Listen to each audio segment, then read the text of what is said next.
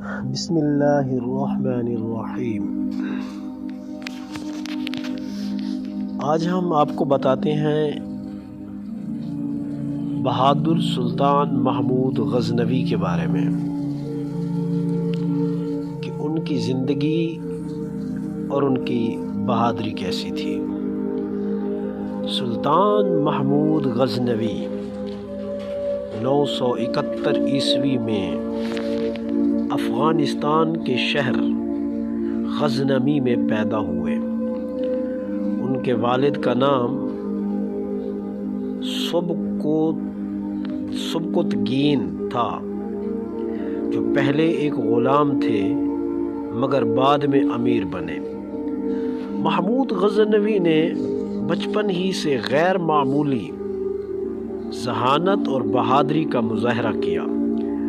انہوں نے ابتدائی تعلیم اور جنگی تربیت اپنے والد سے حاصل کی۔ سبکتگین کی وفات کے بعد محمود غزنوی نے اپنے بھائی کے ساتھ تخت کی لڑائی کی اور بالآخر 998 عیسوی میں غزنی کا سلطان بن گیا۔ یہ وہ وقت تھا جب محمود غزنوی نے سلطنت کو وسعت دینے اور اسلام کی سربلندی کا عہد کیا۔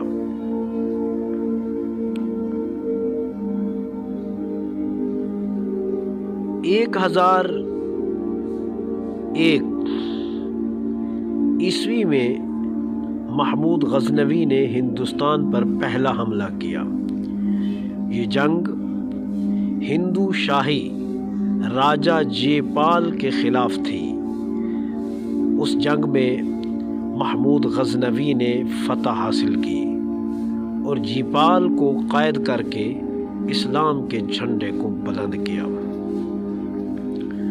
محمود غزنوی کی سب سے مشہور مہم سومناتھ کی جانب تھی۔ یہ مندر ہندوؤں کے لیے مقدس ترین مقام تھا۔ سلطان محمود غزنوی نے اسے توڑنے کا فیصلہ کیا تاکہ شرک کے گڑھ کو ہی ختم کیا جا سکے۔ 1025 میں سلطان محمود غزنوی نے سومناتھ پر حملہ کیا۔ شدید مزاحمت کے باوجود کامیابی حاصل کی۔ اس نے بتوں کو توڑ کر خزانہ ضبط کیا اور اسلامی طاقت کا لوہا منوایا۔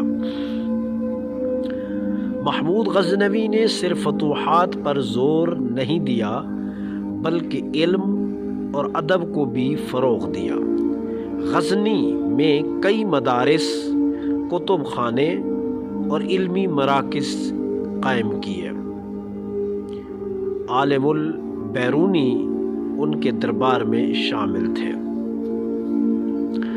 محمود غزنوی نے ہر مہم کو اسلام کے نام پر انجام دیا۔ وہ کبھی بھی مال و دولت کے لیے نہیں بلکہ دین کے دفاع اور شرک کی بے کنی کے لیے نکلا۔